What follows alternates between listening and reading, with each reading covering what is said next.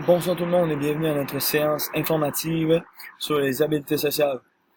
Pour commencer, on va voir qu'est-ce qu'est une habileté sociale versus qu'est-ce qu'est la compétence sociale. Ensuite, on va voir comment on peut modifier un comportement dans un contexte scolaire. Puis finalement, on va voir comment on peut utiliser les habiletés sociales dans un contexte de PS. Donc d'abord, une habileté sociale, c'est une attitude, un comportement qui permet d'entrer en contact avec les autres. Par exemple, attendre son tour, écouter les autres, lever la main avant de parler, respecter les consignes, c'est toutes des choses qui nous permettent d'entrer en contact positivement avec les gens qui nous entourent. Une habileté sociale qui est très très importante pour le développement des élèves, c'est l'empathie. Pourquoi l'empathie? Parce que l'empathie, ça nous permet de nous mettre dans la peau des autres, de comprendre ce qu'ils vivent, puis d'ajuster nos comportements qu'on va avoir envers eux, dépendamment des situations que nos pères vont vivre. Ensuite, c'est quoi la compétence sociale? La compétence sociale, c'est un ensemble d'habilités sociales. Donc, une habilité sociale, c'est juste une petite partie de la grande compétence sociale. Ça, la compétence sociale, une petite définition qui est plus formelle, c'est c'est la capacité d'une personne à gérer son comportement ou ses habiletés pour atteindre des buts sociaux qui sont positifs pour elle et pour les autres. Donc, c'est ça pour ça. Comment on fait maintenant pour s'assurer que, que les interactions sociales sont positives envers les jeunes, envers nos élèves? Donc, c'est s'assurer qu'on ait un environnement propice à ça. Pour ce faire, les écoles vont mettre un code de vie d'ensemble. Les professeurs vont mettre un code de vie dans leur classe, vont mettre des conséquences, des règles, surtout vont renforcer des comportements positifs. C'est des choses qu'on voit dans notre cours justement de gestion de classe. Toutes les règles qu'on met en place, tous les systèmes soit de bonification des bons comportements ou de, de punition des mauvais, ben ça vient aider à favoriser les interactions sociales positives. Pourquoi? Parce que si les élèves peuvent pas agir de façon négative, puisqu'il y a des règles, ben vont devoir agir de façon positive avec les autres élèves qui les entourent. Donc, vont avoir des comportements sociaux qui sont plus positifs. Pour changer ou développer des habiletés sociales, on peut mettre en place des programmes et faire des interventions. Il y a différents éléments à prendre en compte pour favoriser la réussite de ces interventions-là. Fait que tout d'abord, ceux qui réalisent l'intervention, c'est l'ensemble des écoles, qui sont constitués de la direction, l'ensemble du personnel enseignant, ça c'est tous les enseignants qui ont côtoyé notre jeune, puis l'équipe responsable du programme. Par exemple, le psychoéducateur, le psychologue. Pour que notre intervention ou la mise en place de notre programme réussisse, c'est important de tenir compte des besoins de l'élève. Fait que, il n'y a pas deux élèves qui vont avoir les mêmes besoins. Leurs comportements peuvent être différents, des attitudes différentes, le temps d'apprentissage différent aussi. Fait que c'est important de personnaliser notre intervention. Puis, il faut tenir compte aussi des caractéristiques du milieu. Qu'est-ce qu'on peut mettre en place pour lui, et qu'est-ce qu'on peut y offrir. La motivation des acteurs, c'est ça vraiment qui va faire si que ça va réussir ou ça réussira pas. Si notre équipe école est pas motivée, ben pas juste l'équipe école, mais si nos acteurs sont pas motivés, l'intervention réussira pas. Fait que pour les motiver, ça va être important, d'abord pour maintenir la motivation, ça va être important de faire un suivi étroit. Fait assigner une ou deux personnes pour faire le suivi. On leur demande de regarder l'avancement du jeune. Fait qu'on regarde si ça stagne, si il a acquis une habileté. S'il l'a acquis, on va arrêter de travailler sur celle-là puis on va être capable de passer à une autre. Pour éviter de perdre du temps. Puis ça, c'est important de le faire savoir aux autres membres de l'équipe. Fait que ça évite du travail inutile. Ensuite, pour susciter la motivation chez les acteurs, il va falloir présenter clairement les enjeux, les objectifs, puis les conditions requises. Si les acteurs les envoient, puis tu leur dis pas qu'est-ce qu'ils auront vraiment à faire ou qu'est-ce qu'ils auront à changer ou les conséquences de si c'est pas fait, ben ils seront pas motivés à le faire parce qu'ils sauront pas nécessairement. Fait que c'est important qu'ils sachent quoi changer, comment s'y prendre, qu'il y ait un suivi constant et personnalisé pour dans le fond, un suivi constant pour les acteurs et un suivi personnalisé pour l'élève. Ça, ça va permettre d'augmenter la motivation, puis l'intervention va avoir plus de chances de réussir. Donc, pour ce qui est du rôle et de l'implication des pairs, on sait très bien que les pairs ont une influence positive et négative sur autrui. En fait, si, mettons, par exemple, un élève a une bonne attitude et des bonnes habitudes sociales, ben naturellement, les autres vont pouvoir faire comme lui et avoir lui aussi une bonne attitude positive. Donc, les pairs permettent de guider, promouvoir et renforcer les comportements et les habitudes sociales. Donc, on va changer de diapositive. Donc, les techniques, il existe plusieurs techniques pour améliorer les habitudes sociales. En tant que professeur, il y en a plusieurs qu'on va pouvoir utiliser dans nos classes.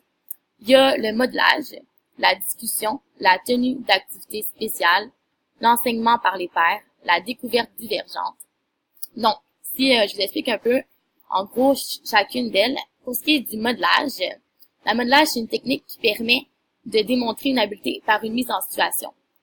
Donc, par exemple, pourrait faire avec nos élèves des jeux de rôle, où est-ce que tu présentes différentes habiletés sociales et les élèves doivent ensemble faire un sketch pour démontrer cette habileté sociale-là. Sinon, ça pourrait être des courts extraits d'un film, démontrés en classe, une émission. Ça pourrait être aussi un témoignage d'un intervenant, ou d'un invité spécial. Ensuite, il y a la discussion.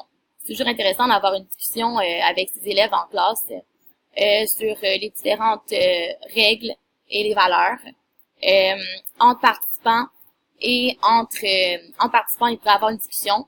Et aussi, la discussion pourrait être animée d'un intervenant. Et pour ça, il y a 5 étapes. L'intervenant, il pourrait parler aux jeunes des différentes habiletés sociales en suivant 5 étapes. Premièrement, il pourrait décrire les comportements inadéquats. Il pourrait aussi préciser les raisons pour lesquelles on veut modifier ce comportement. Ensuite, décrire le comportement approprié, le comportement qu'il veut. Ensuite, décrire les composants du comportement approprié et faire le modelage des composantes de ce comportement. Donc, ensuite, il y a aussi une autre des techniques pour améliorer les habiletés sociales, c'est la tenue d'activités spéciales. On sait que les élèves, après avoir fait des discussions, du modelage, ils ont travaillé sur leurs habiletés sociales. Et maintenant, c'est intéressant de tenir des activités pour que les élèves puissent, en situation de vie réelle, mettre en pratique les différentes habiletés sociales qu'ils vont avoir appris.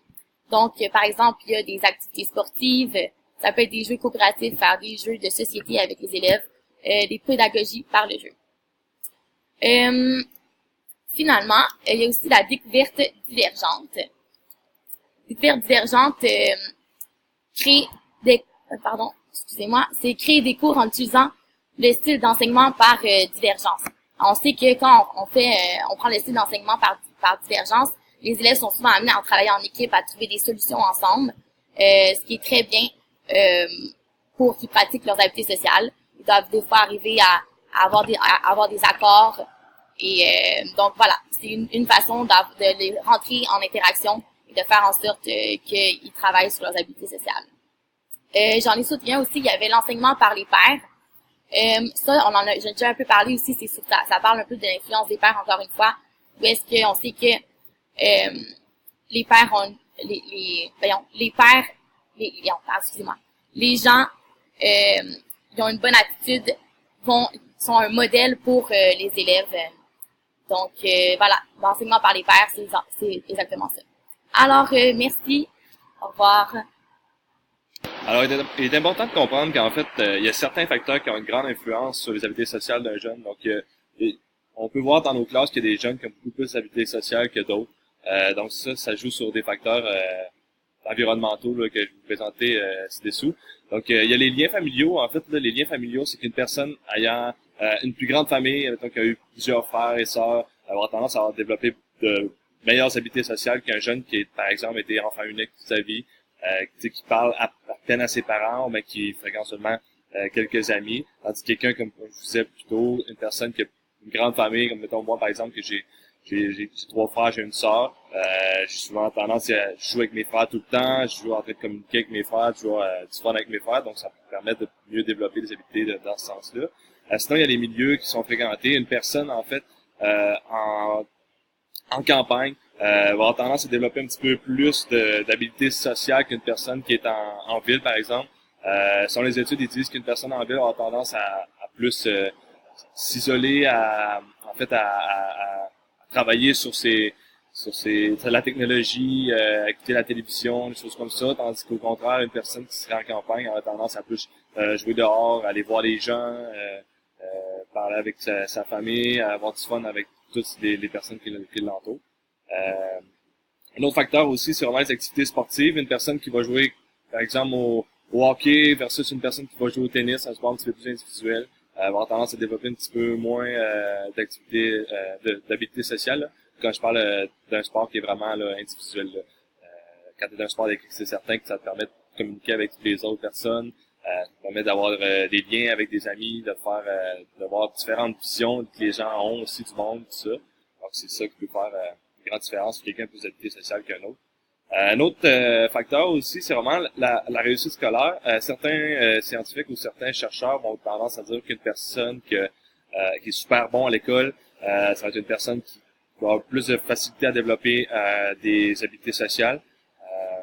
Je pense qu'en fait, c'est vraiment le fait que quelqu'un qui est bon à l'école, des bonnes habiletés sociales, c'est qu'il va être capable de développer certains critères que les autres sont capables, va être capable de faire la différence entre des choses qui sont bonnes, des choses qui sont pas bonnes à faire. C'est vraiment, je pense que c'est vraiment ça le point sur la réussite scolaire. Sinon, il y a vraiment le passe-temps également. Si toute ta jeunesse, tes parents, en fait, là, t'ont toujours amené à t'acheter un Xbox, à t'acheter des jeux vidéo, n'importe quoi, à t'acheter l'iPad, le premier qui sortait, le meilleur cellulaire qu'il n'y avait pas, mais on le fait aujourd'hui, tu sais, on a toujours tendance à être là-dessus, puis il y a beaucoup de recherches qui disent que tu sais vraiment personne passe à côté de super de belles choses. Donc quelqu'un que justement, comme je te dis, quelqu'un qui est moins là sur ces technologies-là, a tendance à plus socialiser que les gens au lieu de socialiser sur les réseaux sociaux. Ouais, tu sais, c'est vraiment, je pense à mon avis, qui fait vraiment la différence une personne qui a plus d'habileté sociale qu'un autre, tu sais. Fait que, tu sais, ça peut même avoir un lien direct avec le milieu qui est fréquenté. Quelqu'un qui est à la campagne va avoir souvent tendance à justement pas utiliser ces technologies-là parce qu'il va avoir quelque chose à faire dehors, va avoir quelque chose on peut aller courir, marcher. Je dis pas que dans la ville on peut pas le faire, c'est juste c'est moins propice à ça. Donc c'est vraiment ça. On va se dire qu'il y a une personne qui va au musée à chaque fin de semaine va avoir beaucoup plus capacité à, il y a un désir d'apprendre, il va avoir plus de choses à dire quand il va voir ses amis. C'est vraiment développer plus ses habiletés là à travers ça, là, au lieu que juste jouer des jeux vidéo puis tuer le zombie qui touche à tes terres, tu sais. Finalement, juste pour relier en fait à un professeur d'éducation physique, là, c'est vraiment de favoriser la pratique du sport en coopération, en équipe, dans le fond, essayer de développer des habiletés avec des sports d'équipe et non des sports individuels, pour justement essayer d'aider les gens qui ont un petit peu moins d'habileté sociale à essayer de cultiver les autres, essayer de s'amuser, de jaser avec les autres, d'apprendre des autres. C'est vraiment quelque chose qui peut les aider là en tant que tel sur les jeunes. Donc c'est un peu ça. Sinon, en bref, là, pour développer des habiletés sociales, c'est vraiment optimal, c'est vraiment le travail d'équipe. Comme je disais tout à l'heure, vraiment aider les autres à socialiser, à s'aider, à être généreux les uns envers les autres. C'est vraiment d'établir des règles qui sont claires, vraiment mettre en place un environnement qui est favorable pour les jeunes, vraiment qui est pas strict, qui est pas trop à l'aise non plus pour les jeunes, mais vraiment qui est discipliné puis qui permet aux autres d'avoir du fun puis de pouvoir discuter puis de socialiser. Avoir des acteurs qui sont motivés, c'est sûr que toujours avoir un professeur qui est là pour vous, qui compte des blagues, qui compte des anecdotes, des choses comme ça, c'est vraiment qui peut faire la différence chez quelqu'un qui va avoir plus d'habileté sociale que d'autres. Vraiment aussi utiliser des techniques efficaces, là, vraiment, comme je dis, ça tourne un peu au même, vraiment jaser, compter, dire des blagues, je veux dire, vraiment favoriser les travails d'équipe, ces choses comme ça, vraiment, c'est toutes les techniques qui peuvent aider là, dans vos cours d'éducation physique, tout ça, puis ça peut vraiment faire la différence chez les gens. Donc, c'est tout.